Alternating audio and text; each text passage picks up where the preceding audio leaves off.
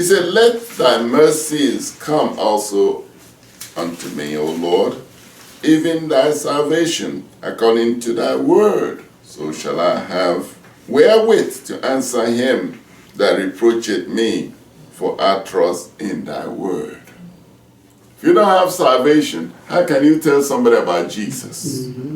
If you don't know his word, how can you testify? So we see how important it is. What kind of relationship do we have with Jesus? That matters when you have to tell somebody about Jesus. You got to have known him. Just like what we're talking about. If you have a lamp, you got to have oil in it. That light has to be burning to be able to tell somebody about what God has done. He said, so shall I have wherewith to answer him that reproacheth me, for I trust in thy word. You got to have something to be able to tell somebody. I will speak of thy testimonies also before kings, and will not be ashamed. When you know what God has done for you, oh, you can boldly tell somebody. You're not ashamed.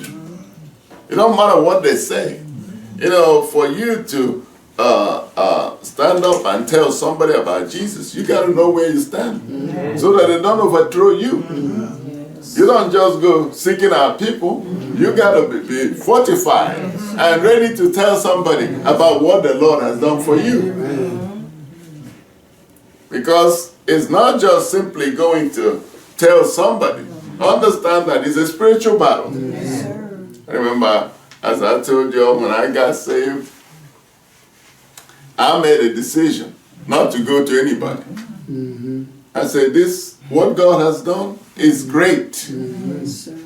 I said, what God has done for me is great, and I want to understand this a little bit more before I can go telling somebody. Because I want to be able to tell somebody what God has done.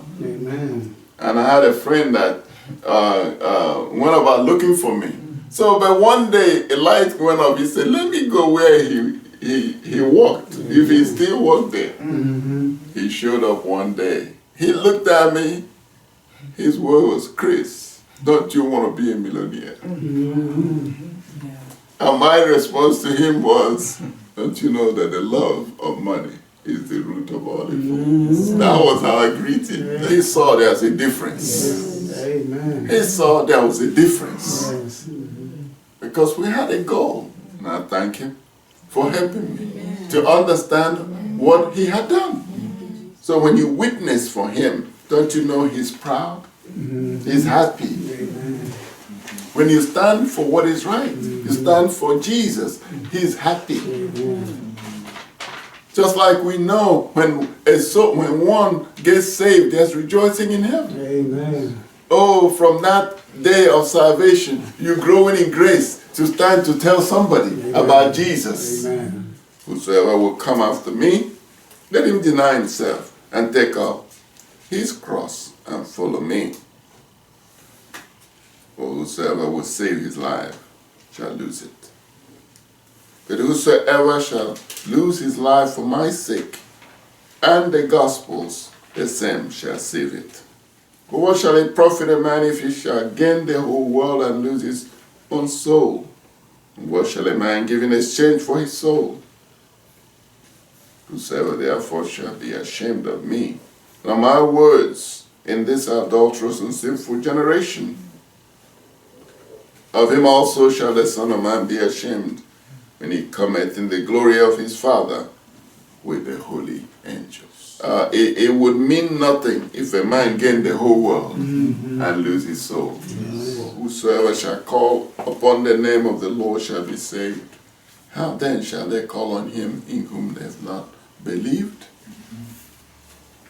Faith has to come in. And how shall they believe in him of whom they have not heard? The word has to be said, has to be spoken, it has to be preached, there has to be a testimony. And how shall they hear without a preacher? The hearing comes by the power of the Spirit. He said, how shall they preach except they be sent? God has to send them.